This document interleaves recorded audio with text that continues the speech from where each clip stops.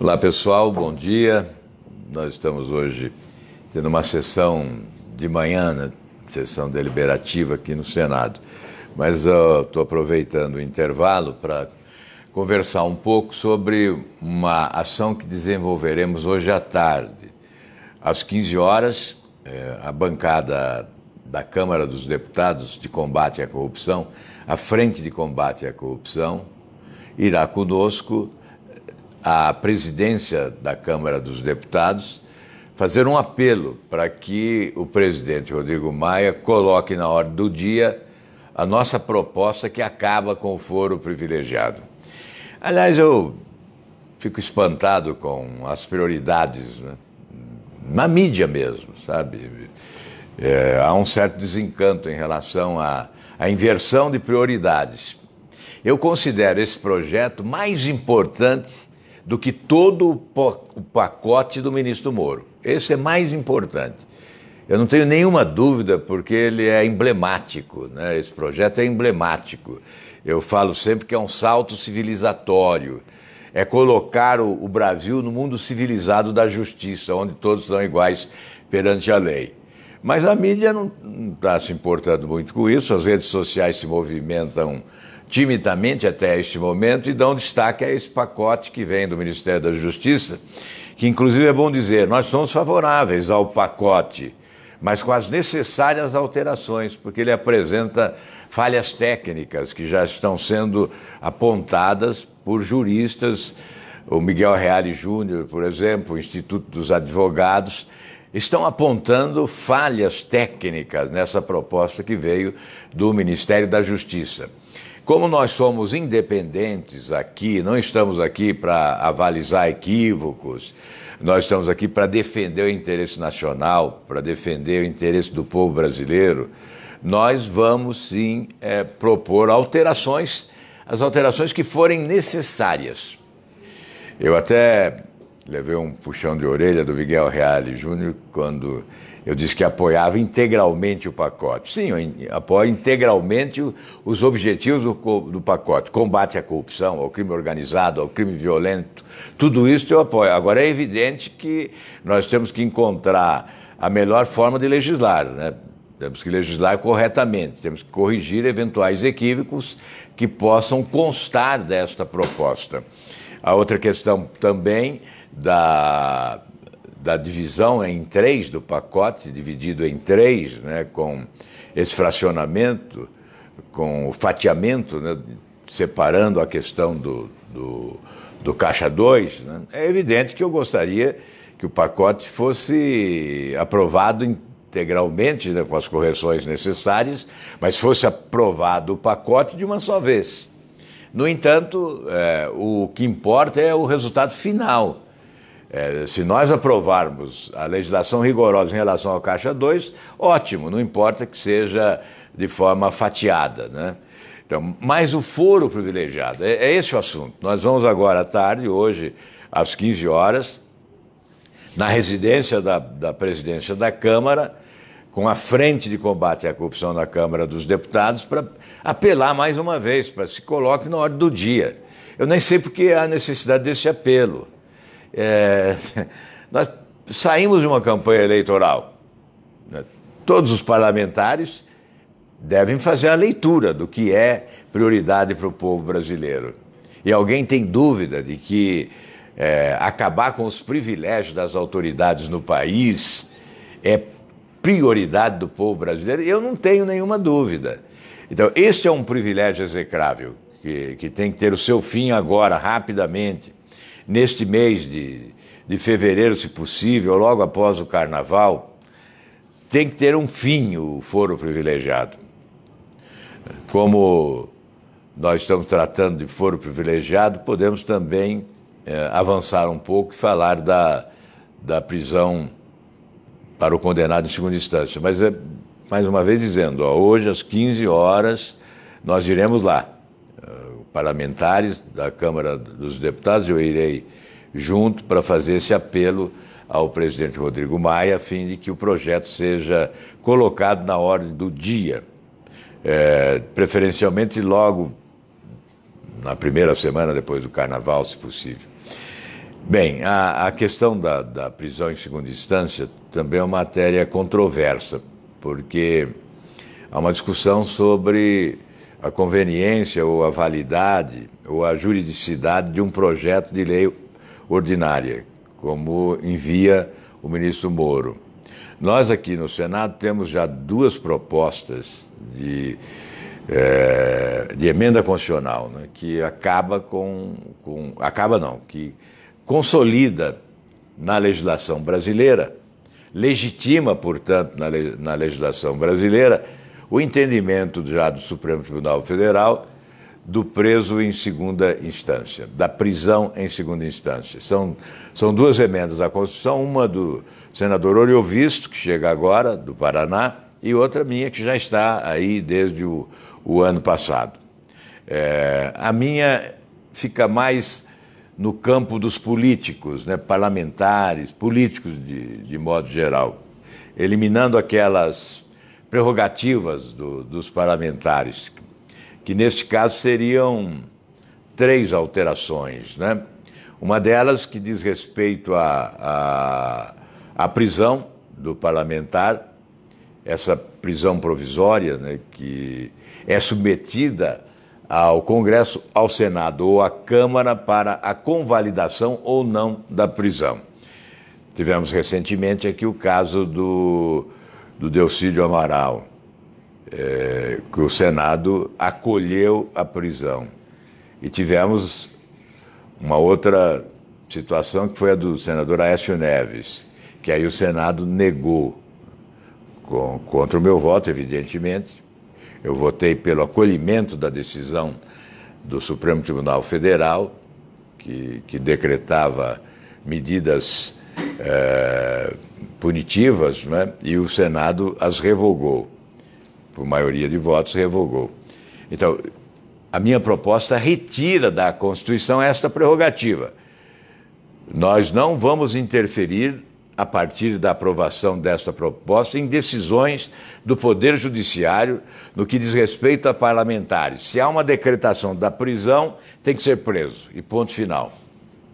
E a outra alteração seria também um dispositivo que confere um privilégio aos parlamentares, que é a possibilidade que tem a Câmara ou o Senado de interromper processos criminais em curso, ações criminais em curso, envolvendo parlamentares. Então, isso também se retira. E o outro item é o da prisão em segunda instância. Então, parlamentares, autoridades da política, seriam presas em segunda instância se condenadas. E o outro projeto do senador Oriovisto também caminha na mesma direção, ampliando para todas as autoridades brasileiras. Enfim, é um esforço que se faz aqui no Parlamento. Eu acho que nós não podemos ficar dependentes apenas do que vem do Executivo, não é? E muito menos dependentes do que decide o Supremo Tribunal Federal. Porque há invasão de competência, sim, muitas vezes o Supremo legisla em nosso lugar, mas por culpa nossa, por omissão do Parlamento. A omissão do Parlamento gera esse vácuo, né? Esse vácuo é preenchido muitas vezes por decisões no Supremo Tribunal Federal, que acaba legislando em nosso lugar. Estamos recebendo aqui, segundo diz a Cris, vários questionamentos sobre a nossa opinião em relação à reforma da Previdência.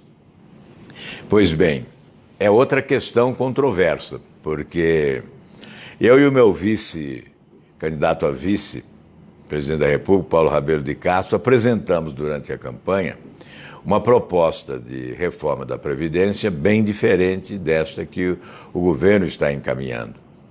Nós trabalhávamos com a hipótese da Previdência individualizada, capitalizada, com um fundo que seria constituído pelas contribuições e também pelos ativos das empresas estatais, considerando que as empresas estatais pertencem ao povo brasileiro e que elas foram, na verdade, cooptadas pelo poder público, pelo governo, que faz gato e sapato das empresas estatais. Alguns governantes administrando bem e outros pessimamente, e outros abrindo portas para a corrupção, como vimos nos últimos anos. Então, a nossa proposta devolveria as empresas estatais ao seu verdadeiro proprietário, que é o povo brasileiro. E essas empresas, os ativos das empresas estatais, é que consolidariam um fundo previdenciário, tornando a previdência social no país autossuficiente. E nós aí teríamos flexibilidade em relação à idade mínima, porque o trabalhador faria a sua opção. Ele faria opção, inclusive, em relação, é claro, com um mínimo estabelecido, mas em relação ao percentual a ser depositado mensalmente como sua contribuição nesse fundo da Previdência, porque, obviamente, ele terá uma aposentadoria correspondente à sua contribuição no futuro. Se ele contribui mais, terá uma aposentadoria maior. Então, ficaria a critério dele. Seria um sistema inteligente, moderno e certamente autossustentável. O próprio governo poderia utilizar recursos deste fundo para obras, para investimentos, evidentemente pagando juros de mercado. Então, esse seria um dinheiro que estaria em movimento. Ele não estaria paralisado, ele estaria rendendo, ele estaria aumentando esse bolo de dinheiro da aposentadoria dos nossos trabalhadores. Então, esse é um sistema inteligente, factível, é possível sim. Evidente que nós teríamos que fazer uma reforma em relação ao passado, né, e estabelecer normas de migração. Aqueles que estão hoje inscritos no sistema atual poderiam migrar para o novo sistema e aí nós estabeleceríamos a transição.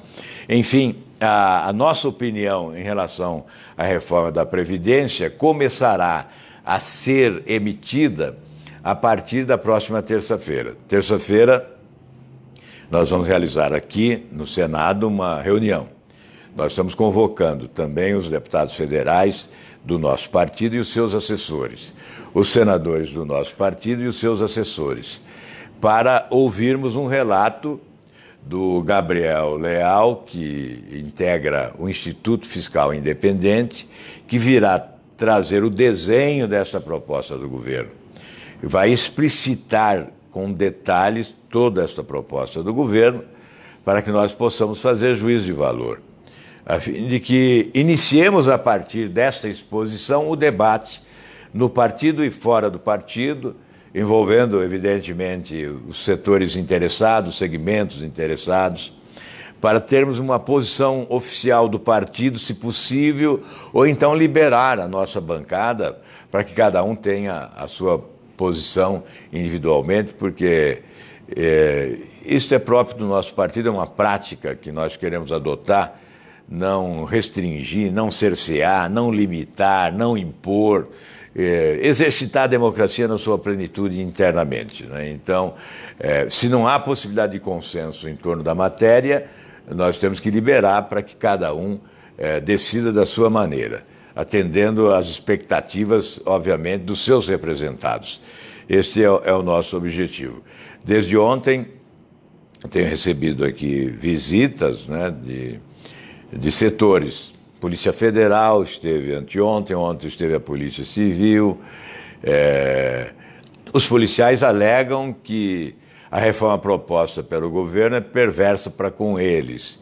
E que se hoje nós temos índices de criminalidade elevados, daqui a 10 anos teremos índices ainda mais elevados se essa proposta prevalecer, que estabelece a idade mínima de 65 anos, né, para os policiais, quando a expectativa de vida dos policiais é de 45 anos.